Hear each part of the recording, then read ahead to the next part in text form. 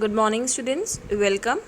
So, students, this is the fifth part of chapter 8, cell structures and function.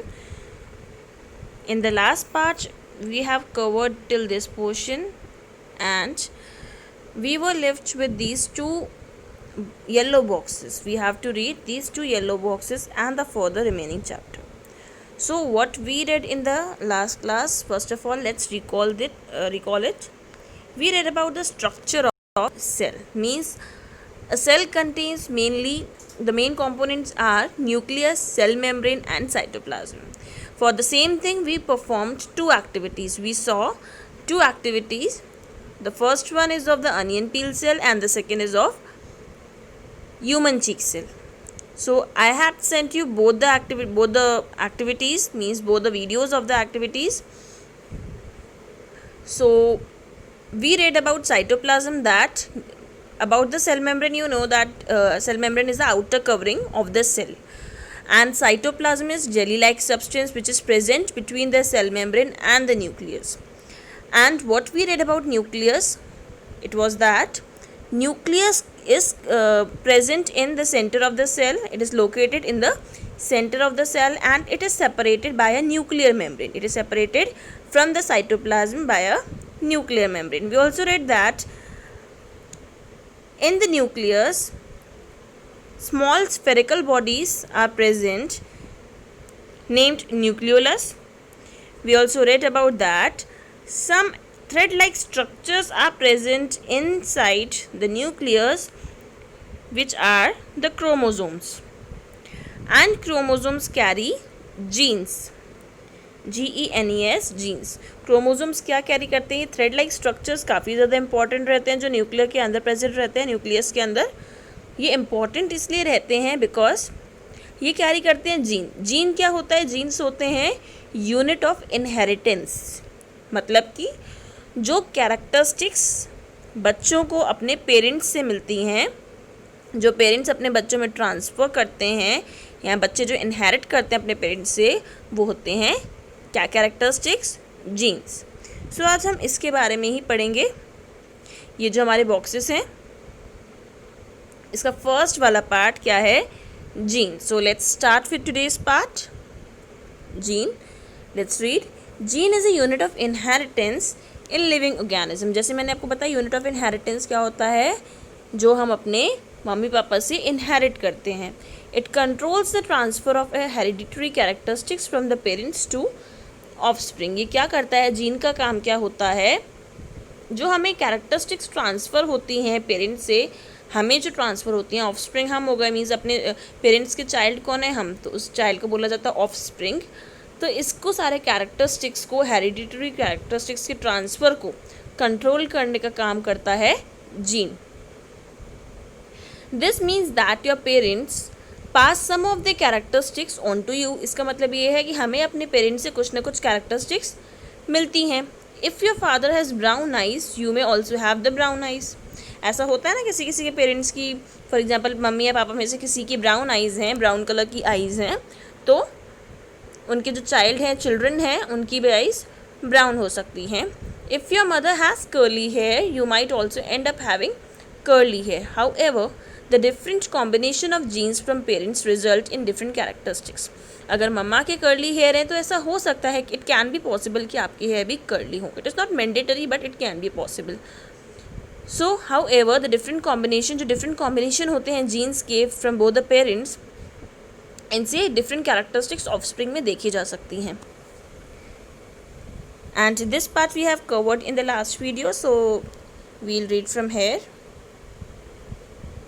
Let's see what is Paheli saying. Paheli wants to know if the structure of the nucleus is the same in cell of plants, animals and bacteria. तो nucleus का structure क्या same रहता है plants में भी, animals में भी और बैक्टीरिया में? पहली पूछना चाह रही है. So let's read for the second box, this yellow box. The nucleus of the bacterial cell is not well organise like the cells of multicellular organism. तो यहाँ पे बता दिया हमें आंसर कि जो बैक्टीरिया, जैसे हमसे पूछा था ना पहले ने, बैक्टीरिया में भी क्या सेम स्ट्रक्चर होता है न्यूक्लियस का? तो पढ़ते हैं. बैक्टीरियल सेल के जो न्यूक्लियस होते हैं वो वेल ऑर्गेनाइज्ड नहीं रहते. बाकी सेल्स में जैसे होते हैं काफ़ी ज़्यादा मल्टीसेलुलर ऑर्गेनिजम्स जो होते हैं उनके जैसे कि न्यूक्लियस ऑर्गेनाइज रहते हैं, वेल ऑर्गेनाइज रहते हैं, बट बैक्टीरिया के जो बैक्टीरियल सेल के न्यूक्लियस ढंग से ऑर्गेनाइज नहीं रहता। There is no nuclear membrane, उसमें न्यूक्लियर मेम्ब्रेन ही नहीं होता। न्यूक्लियस के बाहर जो एक प्रोटेक्टिव लेयर होती है, एक लेयर होती है बाउंड्री, आउटर बाउंड्री, वो नहीं होती बैक्टीरियल सेल्स में। Then cells having nuclear material without nuclear membrane are termed prokaryotic. So आपको अंडरलाइन कहाँ से करनी है अपनी बुक्स में, आपको यहाँ से अंडरलाइन करनी है। The cells having nuclear material without nuclear membrane are termed as prokaryotic cell. जिन सेल्स में न्यूक्लियस होती है, मीन्स न्यूक्लियस के अंदर जो न्यूक्लियर मटेरियल प्रेजेंट रहता है उसको न्यूक्लियर मटेरियल बोलते हैं, न्यूक्लियस के अंदर जो प्रेजेंट रहता है। तो जिन सेल्स में न्यूक्लियर मटेरियल होता है लेकिन न्यूक्लियर मेम्ब्रेन नहीं होती, मीन्स जो आउटर कवरिंग होती है न्यूक्लियस की, ये प्रेजेंट नहीं होती, तो इन सेल्स को बोला जाता है prokaryotic cells. The organism with these kinds of cells are called prokaryotes. और जो इस टाइप के ऑर्गेनिजम्स होते हैं जिनमें प्रोकार्योटिक सेल्स पाए जाते हैं उन्हें उन ऑर्गेनिजम्स को बोला जाता है प्रोकार्योट्स। प्रो मतलब होता है, pro means primitive, karyon means nucleus, primitive nucleus, prokaryotes. Example of prokaryotes are bacteria and blue green algae. इन दोनों में ही न्यूक्लियर मेम्ब्रेन प्रेजेंट नहीं रहता, therefore these are termed as prokaryotes. The cells like onion cells and cheek cells having well organized nucleus with nuclear membrane are designed as eukaryote. अब जैसे हमने activity perform करी थी दोनों ही में ही, अनियन सेल में भी और ह्यूमन चीक सेल में भी न्यूक्लियर मेम्ब्रेन प्रेजेंट थी। तो ऐसे सेल्स जिसमें nuclear membrane nucleus well organise रहता है, दैट मीन्स न्यूक्लियर मेम्ब्रेन भी प्रेजेंट रहता है, ऐसे सेल्स को बोलते हैं यूकार्योट्स। तो आप अंडरलाइन करेंगे, the cells like onion cells and the cheek cells having well organized nucleus with a nuclear membrane are designated as eukaryotic cells. तो ऐसे सेल्स जिसमें न्यूक्लियर मेम्ब्रेन भी होती है, न्यूक्लियस वेल डिफाइंड होता है, ऐसे बोलते हैं इन सेल्स को यूकार्योटिक सेल्स। और जिन ऑर्गेनिजम्स में यूकार्योटिक सेल्स होते हैं उन्हें बोला जाता है eukaryotes. All organism other than the bacteria and blue green algae are called eukaryotes. Bacteria और ब्लू ग्रीन एल्गे को छोड़कर बाकी सारे ऑर्गेनिज्म को यूकार्योट्स बोला जाता है। Eu means true, karyon means nucleus. So prokaryotes क्या होते हैं, जिनके न्यूक्लियस वेल डिफाइंड नहीं होती और न्यूक्लियर मेम्ब्रेन प्रेजेंट नहीं होती। Now on the other hand eukaryotes क्या होते हैं, जिनकी जो ऑर्गेनिज्म जिनके न्यूक्लियर मेम्ब्रेन वेल डिफाइंड होता है, न्यूक्लियस वेल डिफाइंड होता है, न्यूक्लियर मेम्ब्रेन प्रेजेंट रहती है, ऐसे ऑर्गेनिजम्स को बोला जाता है eukaryotes. Let's move on to the next page. While observing the onion cell under the microscope, did you notice any blank looking structures in the cytoplasm? It is called vacuole. तो जब हम onion cell observe कर रहे थे तो हमने क्या देखा था, कुछ एम्प्टी स्पेसेस नज़र आ रहे हैं। इवन ह्यूमन चीक सेल में भी नज़र आ रहे थे, वो तो कुछ एम्प्टी स्पेसेस नज़र आ रहे थे, ब्लैंक लुकिंग स्ट्रक्चर्स नज़र आ रहे थे, उसे बोला जाता है vacuole. It could be single and big as in an onion cell. ये एक सिंगल भी हो सकता है और इतना बड़ा भी हो सकता है जितना अनियन सेल में होता है। Cheek cells have smaller vacuoles. Onion cell में बड़े होते हैं कंपैरेटिवली, चीक सेल्स में छोटे वैक्यूल्स पाए जाते हैं। Large vacuoles are common in plant cells. तो हमें क्या चीज़ पता चली कि लार्ज वैक्यूल्स किस में पाए जाते हैं, प्लांट सेल्स में लार्ज वैक्यूल्स पाए जाते हैं। Vacuoles in animal cells are much smaller. तो ये पैराग्राफ हमारा वैक्यूल के बारे में था। इसमें हमने पढ़ा वैक्यूल क्या होता है, blank spaces, blank looking structures जो हमें दिखाई देते हैं while observing the cell under the microscope, उन्हें बोला जाता है वैक्यूल। प्लांट सेल्स में लार्ज वैक्यूल्स पाए जाते हैं, on the other hand animal cells में स्मॉलर वैक्यूल्स पाए जाते हैं। Next paragraph, you might have noticed several small colored bodies in the cytoplasm of cells Tretsentia leaf.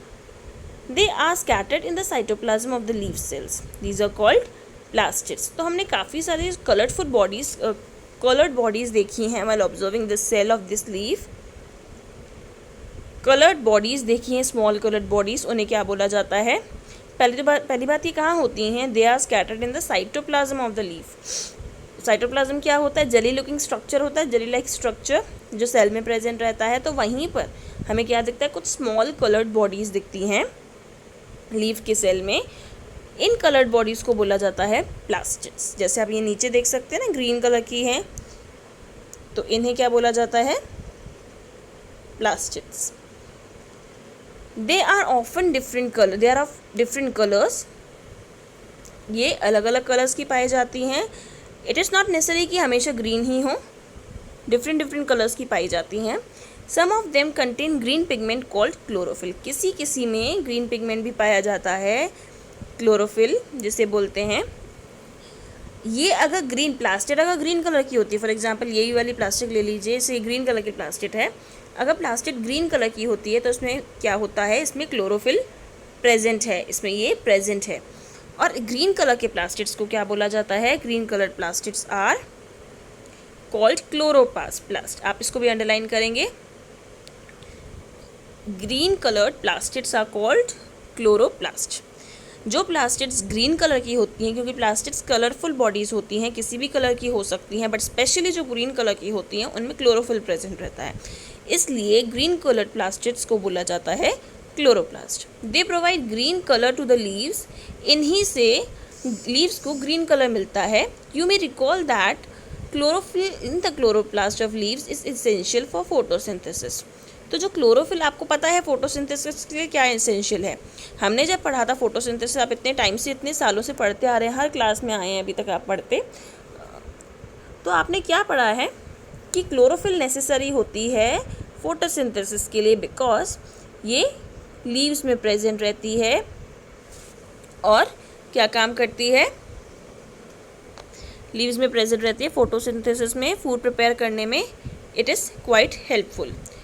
तो हमने ये पढ़ा है कि क्लोरोफिल इन द क्लोरोप्लास्ट के अंदर, ग्रीन कलर प्लास्टिड्स के अंदर जो क्लोरोफिल प्रेजेंट रहता है which provides the green colour to the leaf, it is essential for the photosynthesis.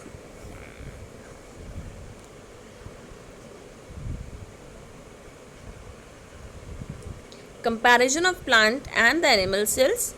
If you recall activity 8.3 and 8.4, you should be able to compare plant and animal cells. Observe the plants and animal cell carefully in figure 8.7 and A and B. तो अब हमको क्या दिया हुआ है? नीचे plant cell भी दिया है एक, और ये एनिमल सेल दिया है। This side is the plant cell and this is the animal cell. तो हमें दोनों को ऑब्जर्व करना है और कंपेयर करना है कि इसमें क्या प्रेजेंट है और क्या एब्सेंट है। नीचे टेबल दी गई है आपको, उसमें करेंगे, बट ये पढ़ लेते हैं पहले। Let us tabulate the similarities and distinguishing features of plants and animal cells. Only a few features are mention, you may add more in table 8.1। तो हमें नीचे टेबल दी हुई है 8.1। इसमें हमें पहले तो आप पिक्चर देख लीजिए क्या है ये प्लांट सेल है, ये ज़रा सी इसकी ये एनलार्ज्ड इमेज है, एंड ये क्या है? This is the animal cell. ये आपका एनिमल सेल है। पहले एनिमल सेल ऑब्जर्व कर लेते हैं क्या प्रेजेंट है क्या नहीं है। तो ये एम्प्टी स्पेसेस क्या होती हैं? अभी हमने पढ़ा, ये होती है vacuole. In the similar form plant cell में भी एम्प्टी स्पेसेस प्रेजेंट हैं, जैसे कि ये एम्प्टी है प्लांट सेल में, इसको बोलेंगे वैक्यूल। सेल के बाहर जो प्रोटेक्टिव लेयर होती है उसे बोला जाता है सेल मेम्ब्रेन। जैसे कि एनिमल सेल की सेल मेम्ब्रेन ये है, एंड प्लांट सेल का सेल मेम्ब्रेन ये अंदर वाला। आपको दो लेयर्स दिख रही है ना, यहाँ पे दो है, तो इसकी जो अंदर वाली है ये है सेल मेम्ब्रेन, अंदर वाली है सेल मेम्ब्रेन।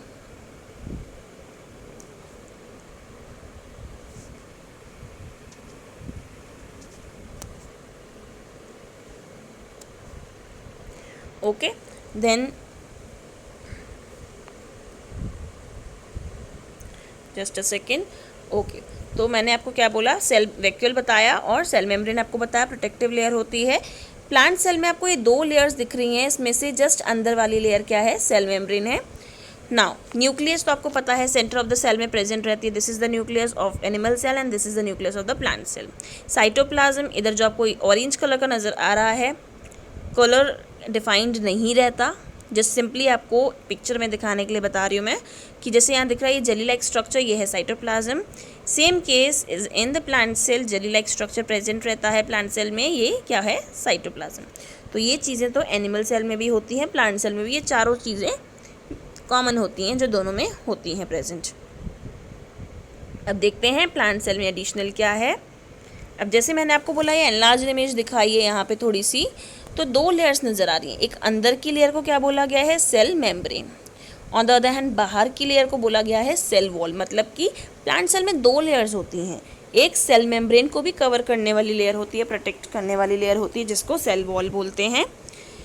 तो ये किस में प्रेजेंट रहती है, ओनली प्लांट सेल में, एनिमल सेल में नहीं होती।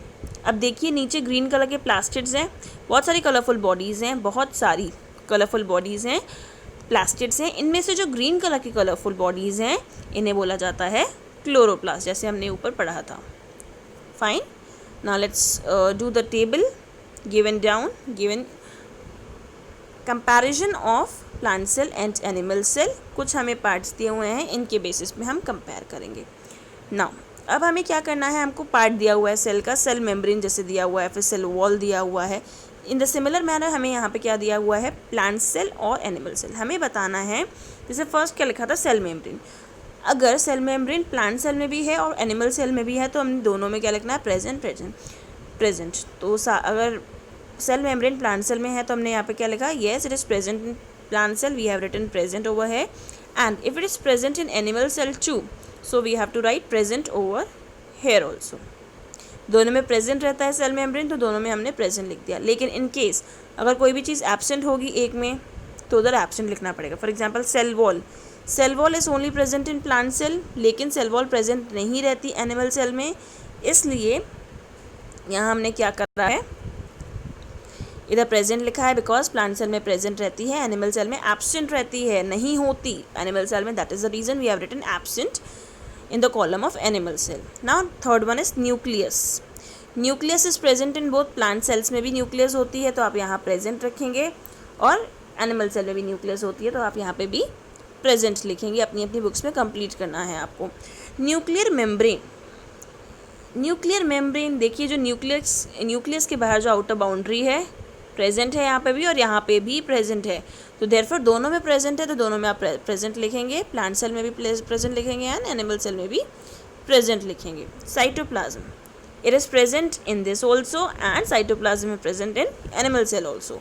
सो on both the sides you have to write present. Cytoplasm is present in plant cell as well as in animal cell, दोनों में ही प्रेजेंट आएगा।